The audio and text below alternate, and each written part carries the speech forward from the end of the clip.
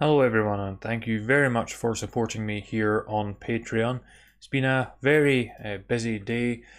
Was up in the morning very early, started some coding, then went my driving lesson, came back, did some coding, and then planned this video. Now usually when I make videos, I know exactly or round about how long the video is going to be, just because I know how deep I can get on different subjects. So typically, I'll make my videos for as long as they need to be. So I'll start talking about a subject, and however long I talk, that's it.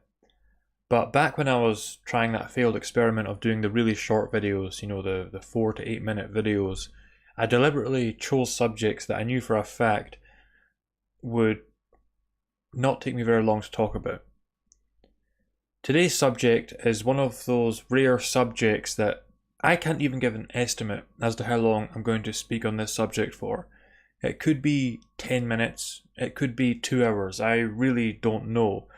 Which is kind of fitting because, as you can see from the title, this subject is that of two mystic paradoxes in particular. And the reason these occur to me sometimes is because I see those who are interested in spirituality, especially those who teach spirituality in some way. I so often see them make statements that just seem really pointless to me. Because while they might be true, I know and I hope that they realize that most souls aren't going to get any use out of them. And at that point, I have to question what is the motive for them giving these statements. And I address this in my book, where sometimes I feel that people make statements in a spiritual context, and their intent in making them is really to come across as mysterious and come across as exceptionally wise and someone that others just can't understand.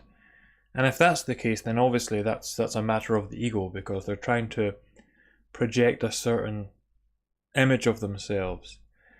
And I suppose there could be circumstances where you deliberately say things that people don't understand. I mentioned doing that in my book myself. When I do it, it's because the individuals I have associated with in the past or have interacted with previously, they've shown themselves to just not be receptive to spirituality at all, and they are often of a mind to mock spirituality. So to those kind of individuals, I will often make statements that I know they won't understand, but that are still true. A good example, and we covered it recently, even here on this Patreon, just in reading the Synoptic Gospels. Another example, of course, is Jesus throughout his ministry deliberately speaking to the crowds in parables. Now, he had a very specific reason for doing that, as I explained. His reason is that if the Jews to whom he was speaking knew that he was the Messiah, if they knew that he was the Christ, then they would have prevented him from being crucified and killed, and therefore they would have prevented the very thing that he was there to undergo, and they would have ultimately prevented the resurrection. So that's why Jesus deliberately spoke to the masses in a way that they wouldn't understand. It's why when Peter acknowledged him as the Christ, he told Peter to tell no one. It's why so often after he had healed or performed some other miracle, he told the recipients, don't tell anyone about what I did here. So there can be good reasons for speaking in a way that is deliberately abstruse, but very often I sense it's just a matter of ego. It's just a desire to present yourself in a certain way, to come across as mysterious and really wise and just beyond everyone else, which is a problem for one who speaks on spirituality. The last thing any kind of spiritual teacher should be doing is talking and behaving in ways just for the sake of their own ego. And I think it's especially true when it is spiritual teachers that engage in that kind of thing, because those to whom they're speaking, their following, their audience, if you will, they are naturally, for the most part, going to be comprised of people that follow them precisely because they genuinely want to know. And so it's just not helpful to give out these statements that you understand that most souls are never going to comprehend. Another reason that could be good for making such strange statements, or statements that are seemingly strange to most souls, is that you might want them to reflect upon it. Like, in a similar fashion, Jesus often responded by asking a question precisely because he wanted those to whom he was speaking to consider the question and hopefully come to the correct answer themselves. But I have two specific examples in mind, and I don't think that you can really gain much from them unless what the speaker means has actually been fully explained, because such statements could mean all kinds of things. So the first such statement is this: it's not that I can't remember, I'm just trying to think how to state this. It's this statement to the effect that the world or reality is in some way illusory. This I find is a particularly egregious one, and as you can see, I apologise. For some reason, on some days I'm just not as coherent and fluid at speaking as others. I don't know why that is. It's just the way it goes, and I have to roll with it.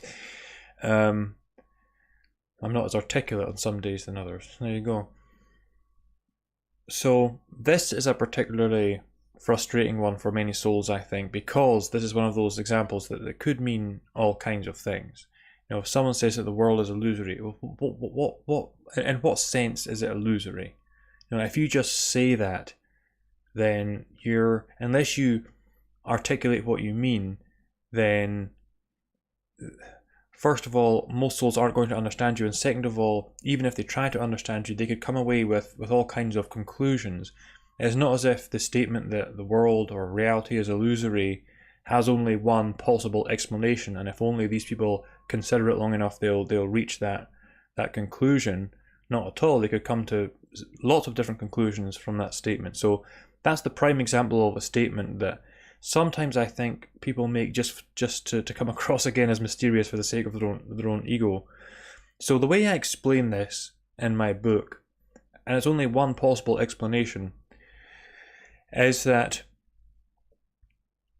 as I said, everything emanates from God, everything emanates from spirit, everything emanates from consciousness.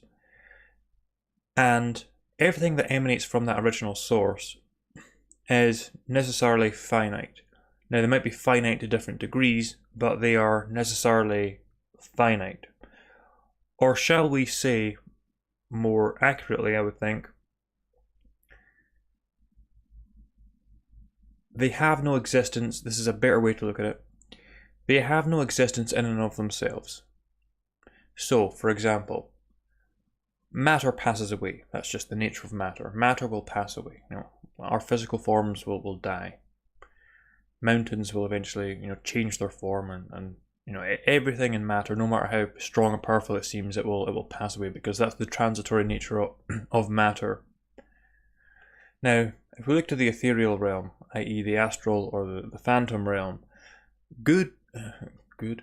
God, well, God could sustain that forever. He could, if he chose to, and he may well. I don't know that he won't. But that's the key, isn't it? God has to sustain that, whereas nothing sustains God. Nothing sustains spirit. Nothing sustains consciousness. And therefore one might say that God is in some sense more real.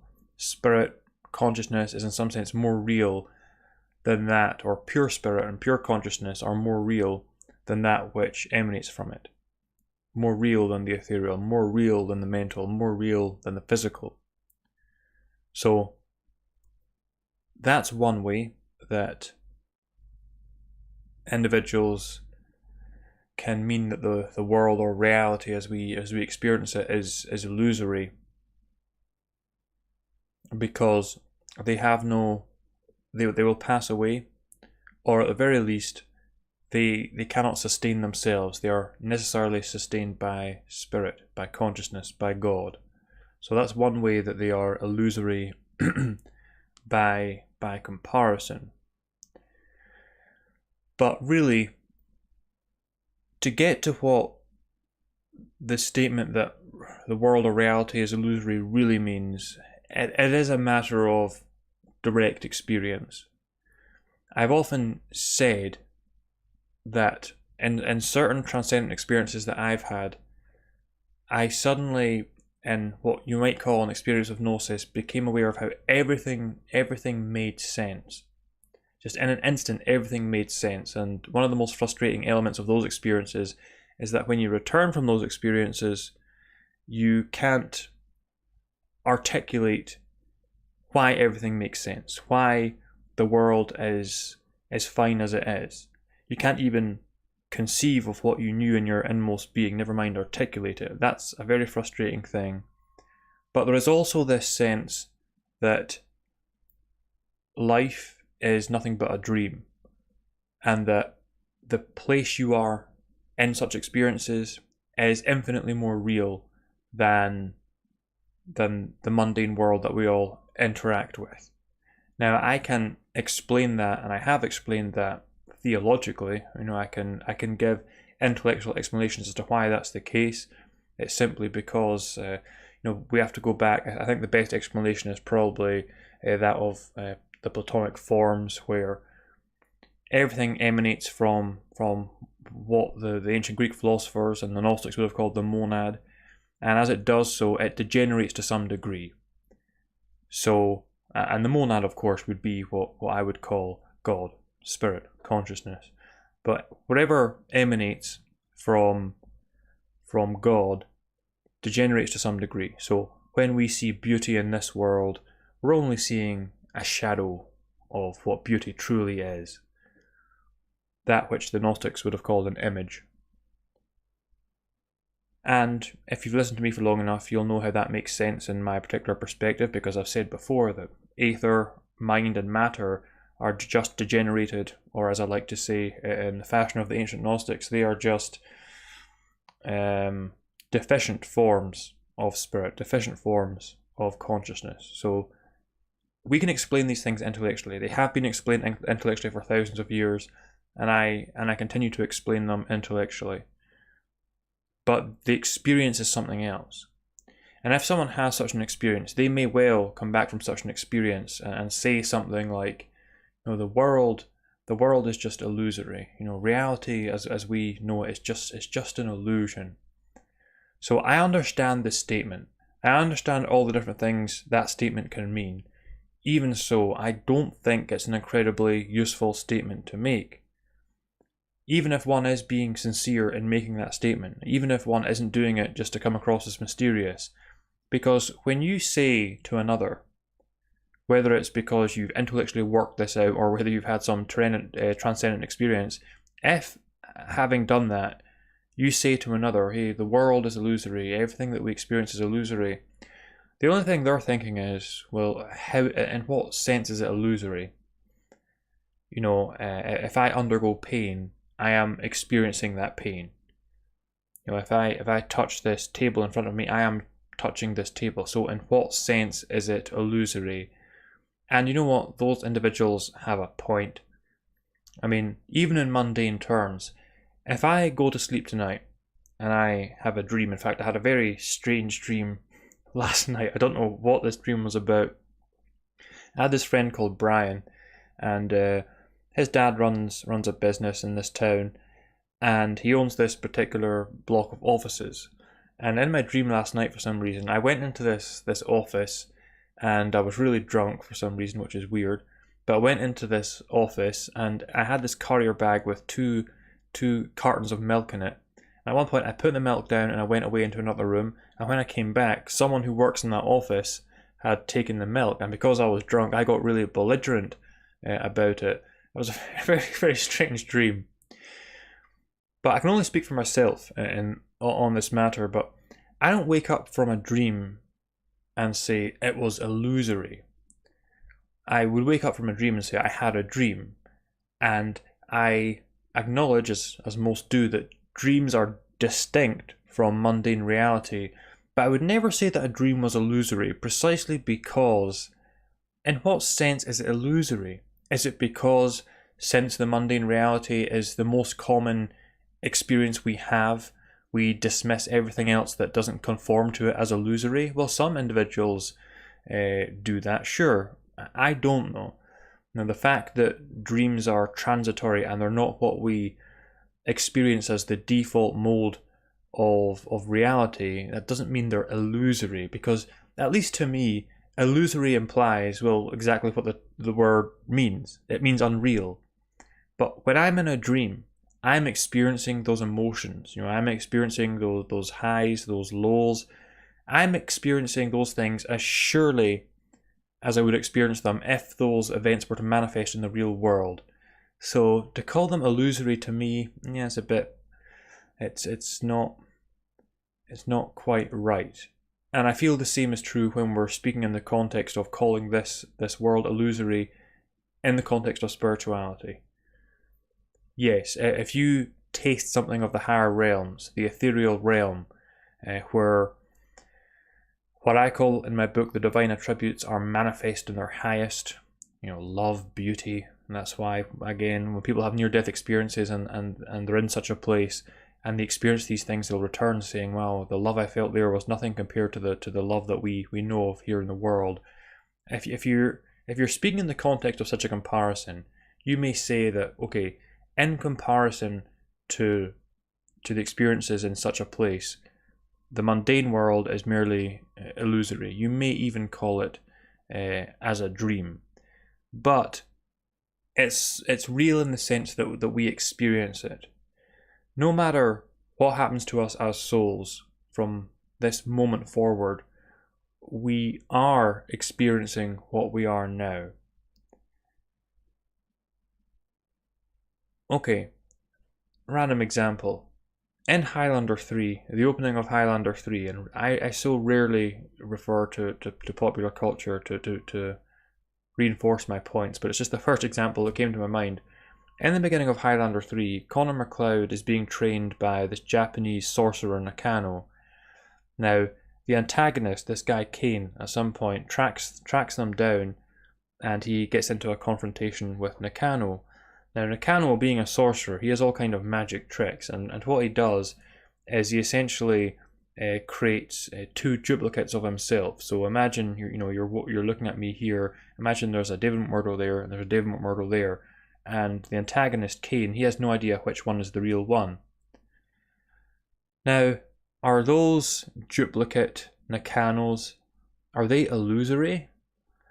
Well, again, they're illusory in the sense that they have no independent existence of their own. They're illusory in the sense that they are not comparable in nature to the actual Nakano that summoned them. But they are experiential, and they can be experienced. This is also related, and this is exactly why I said this is one of those subjects I'm not sure how long I'm going to talk for. Also related to something else, a little anecdote I shared in the book, where a guy I knew once, he developed a brain tumor, and he got the diagnosis, and within 4 months he was dead. And not long before the end, I visited him in his home, and he told me about how, he was sitting in his living room a few nights earlier, and he'd watched phantoms come through the wall.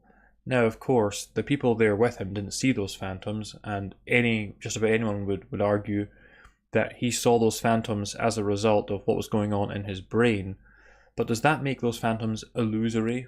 Well, again, many people might say so. I wouldn't say so. The fact that they were experienced means that they are not illusory, even if, as in this case, they were only experienced by one soul. So maybe I have a radically different perspective on reality than most others. I just think we have to be very, very careful about words like illusion, especially within a spiritual context. And if we use them, we really have to elaborate them and explain exactly what we mean. Because again, if you just carelessly, that's what it is as far as I'm concerned, it's just careless. If you carelessly say, the world is reality, or if you're doing it again to come across as mysterious, for the most part you're just going to confuse souls, because all they're thinking is, well, I don't know, everything about me seems pretty real to me. Ultimately, it's only through experiential spirituality that they're really going to grasp what that really means. Until then, your motive, what you should be trying to do, especially when it comes to those who are there, willing to listen to what you have to say, your motive should also always be to bring understanding. And maybe it's important to re-examine your motives at different times in case somehow ego has slipped in there, but your motive should always be to bring understanding to those who are willing to receive it. That should always be your motive. And unless it's in a video like this where I'm explaining exactly why this statement about the nature of reality being illusory, why it's so confusing, and I therefore elaborate on what it really means, unless it's in a context like this, I can't think of another context where it's useful to just say, the world is illusory or something like that. But the reason I thought of this subject today is because I saw another such statement earlier, and I hadn't actually seen this one before.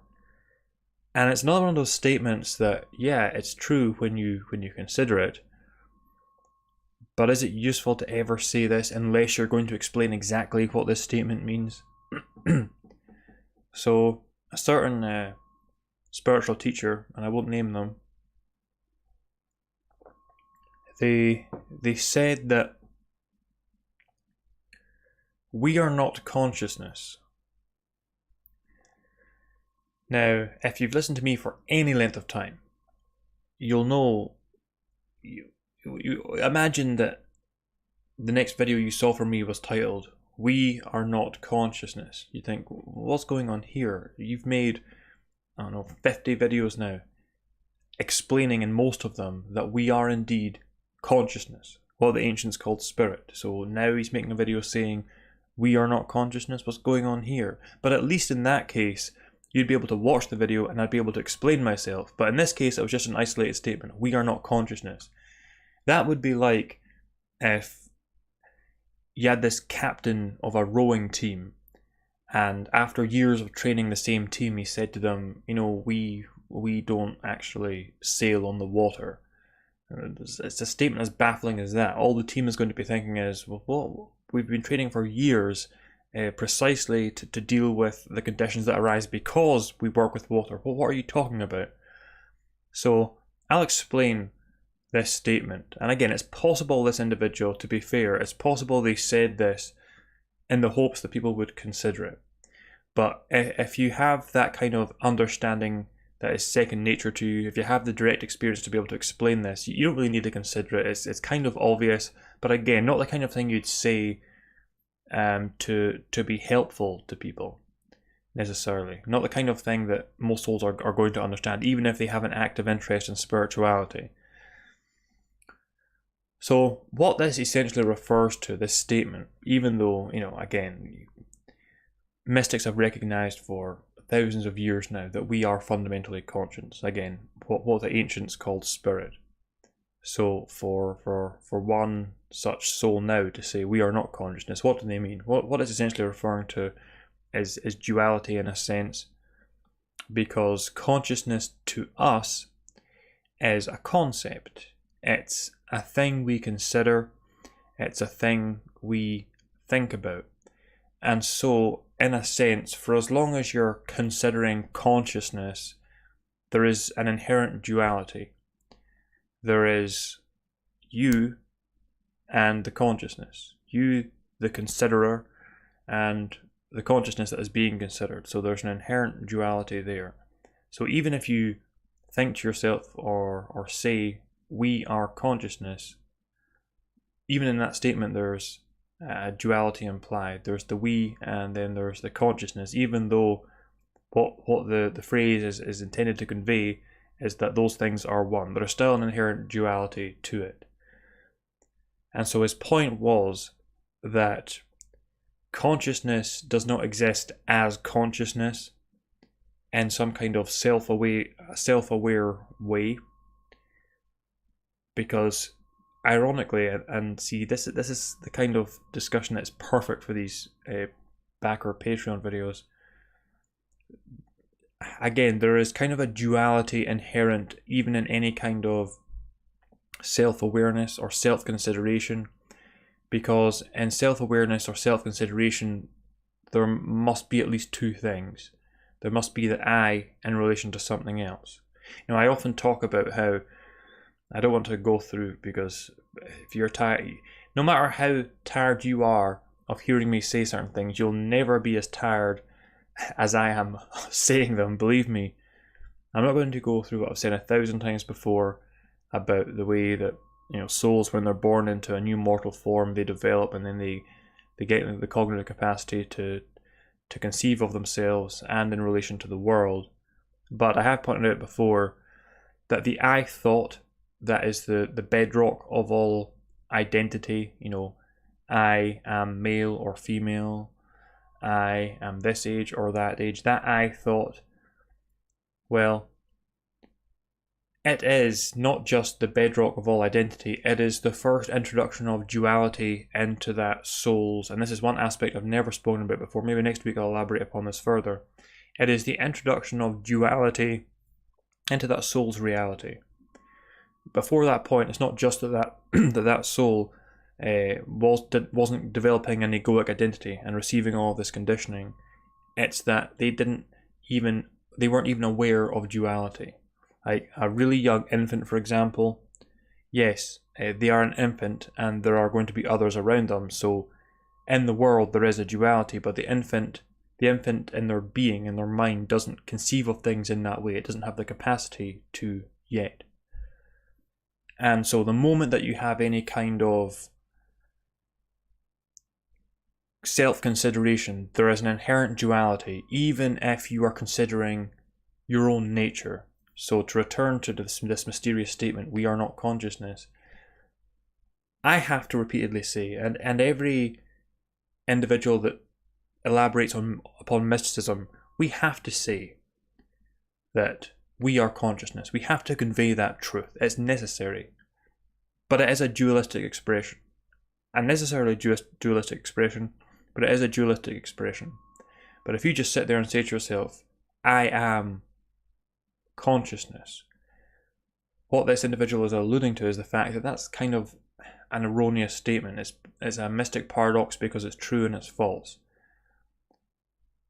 You are consciousness, but if you consider yourself in that way, you're kind of wrong, because consciousness does not consider itself in any way, never mind as consciousness. Thing is, his ultimate point is, consciousness just is. Consciousness doesn't consider itself to be consciousness. So it's one of the, I've seen spiritual teachers make some strange statements sometimes, make some really abstruse statements sometimes, but I think this one I saw today really takes the cake. And he never did explain it either, but it really takes the cake. Out of all of them, I think this is the most abstruse thing you could possibly say, especially if you're someone who's been telling those that listen to them for years, we are consciousness, reinforcing that, just to come out and say, we are not consciousness one day. That's pretty dramatic.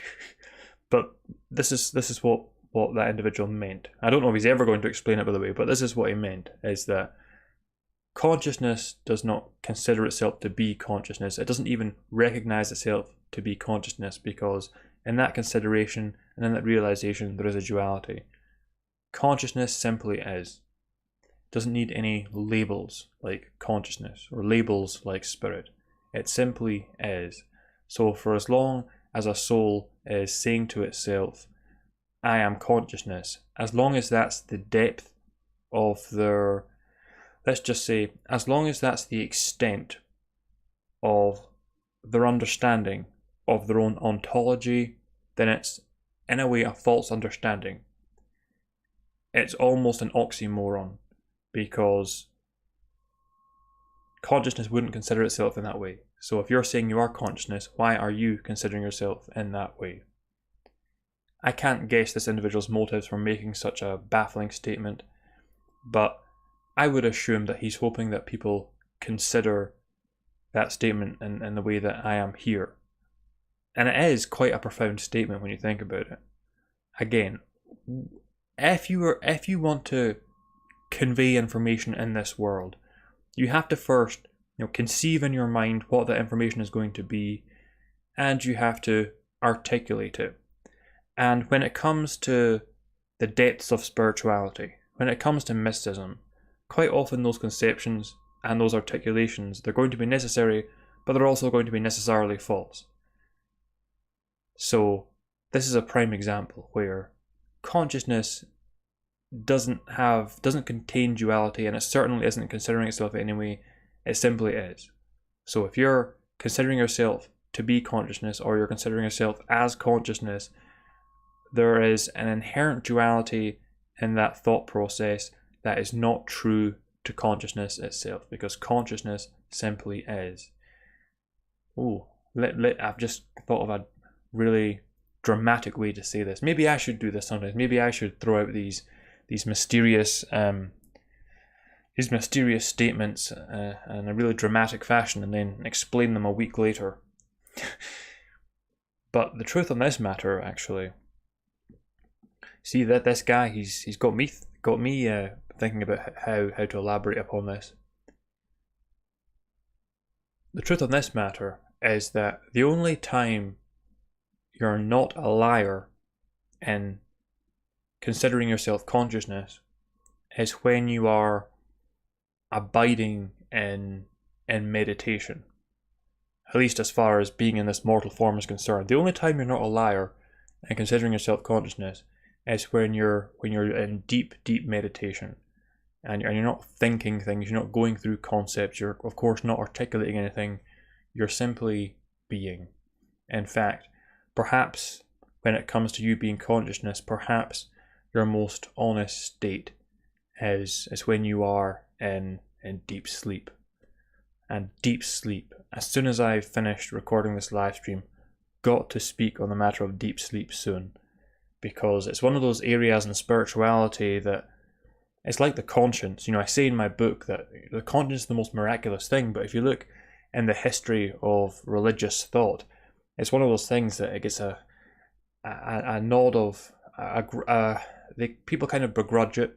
They kind of get a grudging nod of acknowledgement. The conscience is probably this, but let's move on. But no, the conscience is the most miraculous, profound thing. I feel the same way about deep sleep. The deep sleep, quite honestly, it's quite often, I feel, the elephant in the room, because we speak so much about the profound implications of the fact that we are consciousness, we are awareness itself, we are life itself. But then deep sleep, and I specify deep sleep because if we go to sleep and we dream, or we have a nightmare, there is obviously some level of consciousness there, some level of awareness there. That's how we witness the dream or witness the nightmare. But what about deep sleep, when there's nothing, when there's just oblivion, and we close our eyes at 12 o'clock at night, and when we open them at 7 o'clock in the morning? Well, what does that say about our status as consciousness, as awareness? So you know what? Despite what I said at the beginning of this live stream about me being suspect about individuals' motivations for making these vague statements sometimes, I know for sure sometimes they are just done for the sake of their own ego, but I'm going to give that latter guy credit, because he did, I knew what he meant as soon as he said it, and I thought, hey, that's a really good thing to elaborate upon, and that's how this live stream came about. So I'm going to give him credit for that. That was a really, I don't know if he meant it to be thought-provoking, but it is a really thought-provoking statement. But deep sleep is another elephant in the room that I need to address very, very soon. So I'm going to end this live stream right here. What's going on in our ethereal body is neither here nor there. It just is. But I'll tell you now that in my ethereal body, part of it is saying this is one of the best videos I've ever made, and then the other part is saying this is one of the worst, most incoherent videos I've ever made. Again, it's neither here nor there. That's just what's going on an emotional level in me. So I don't know, how long have I made, in fact, how long did this video turn out to be, or this live stream? 34 minutes, okay. It's not the shortest I've ever done. Not the longest, okay. A weird live stream all round, I guess. Well, thank you very much for watching. Oh, by the way, in Monday's public video, I talked about how I'd settled into a schedule now, and I did say I was going to speak on a certain issue on Tuesday. There was a specific reason I couldn't do that. If possible, I'm going to try and speak about it again next Tuesday. But God willing, the rest of the week will be exactly as I hoped it would be. So I'll see you all tomorrow, and again, thank you very much for supporting me here on Patreon. See you